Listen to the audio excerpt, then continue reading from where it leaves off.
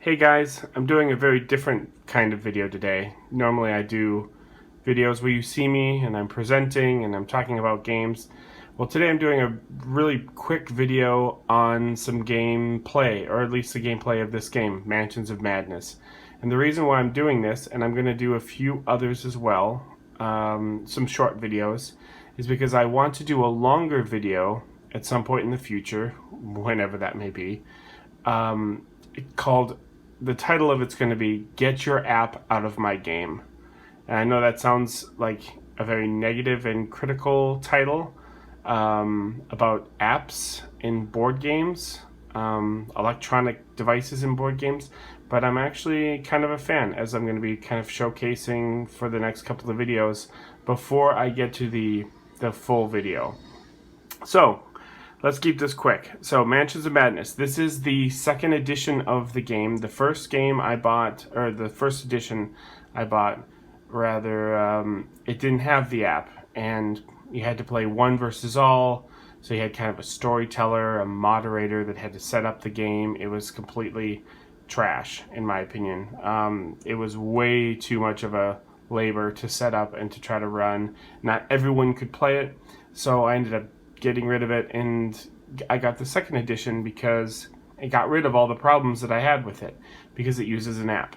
So in Mansions of Madness, very quickly, the theme is you are in the Arkham horror universe of H.P. Lovecraft with Cthulhu, the Cthulhu Lovecraft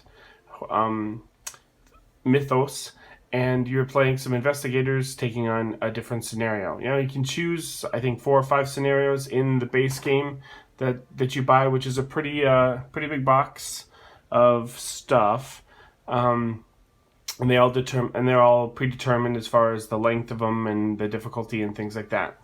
So how it works as far as the app is you play cooperatively, and I have the game kind of set up. This is just an initial setup of one of the scenarios. I'm playing with Rita Young and some starting items that they give you, and also Preston Fairmont and some starting items. He's got a crowbar.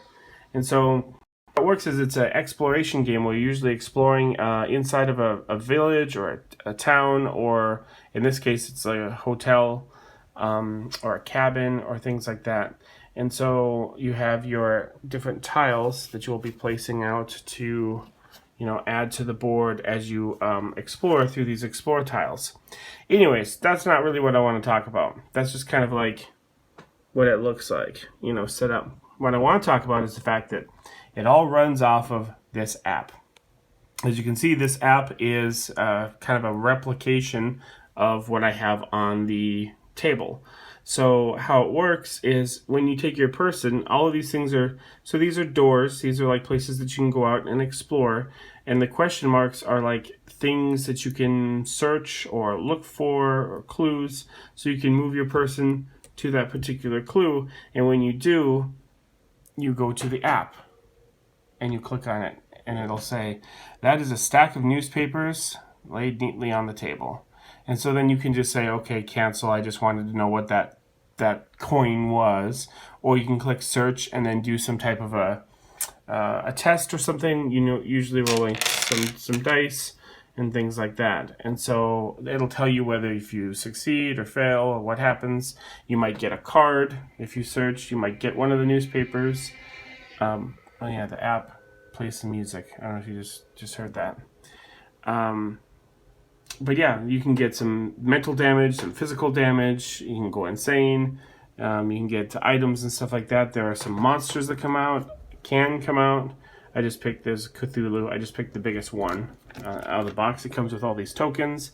And so whatever you do on the table gets kind of replicated on the app. So the app basically does all the, what we would call the bookkeeping in this game.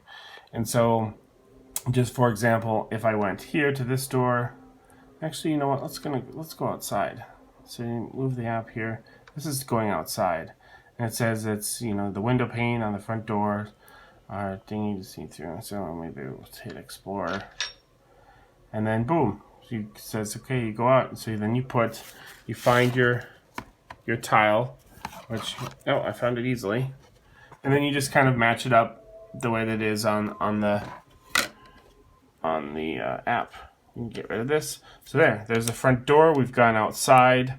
You know, maybe one of our persons has moved outside, and then as we continue, it'll give us some things to place. So it'll say there's something there. So then we will place a marker.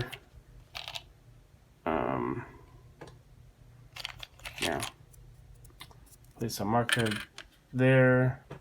And it'll give us another tile. Oh, it looks like there's a person there. So then we're gonna find that person. I'm not gonna do it because I'm just doing this one-handed. But then you just kind of continue on, and you can continue through the story. And so this is one of the games that I think is pretty cool. Mansions of Madness. Again, it's the second edition. Do not just put a whole lot of gone between yourself and the first edition. And that's kind of how you play with the app. So I'm going to be posting a couple more videos of games with apps. And then, like I said, I'll be getting to a bigger video where you'll actually see me. And I'll do a little presentation called Get Your App Out of My Game. And I'll be talking about board games with apps integrated into them. So that's it. I'll see you at the next video. Bye.